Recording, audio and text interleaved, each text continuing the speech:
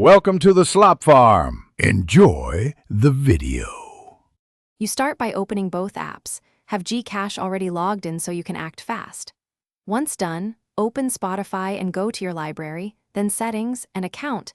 This is where billing lives. You need to confirm that Spotify shows Gcash as the payment method.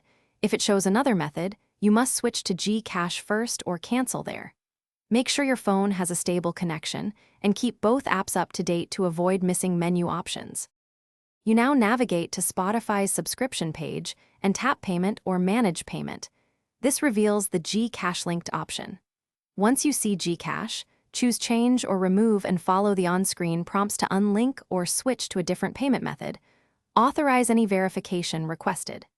If Spotify sends you to Gcash to revoke permission, open Gcash, go to Profile Settings, Connected Apps, or Auto Pay, and explicitly you finish by confirming in Spotify that Gcash is no longer listed and by checking your email for a confirmation message. That proves the change took effect. If a charge still appears, inspect Gcash transaction history for the charge ID, then dispute it via Gcash Help.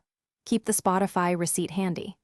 If menus or options are missing, clear app cache, update both apps, or use the desktop Spotify account page. Then contact Gcash support with the transaction ID for faster resolution.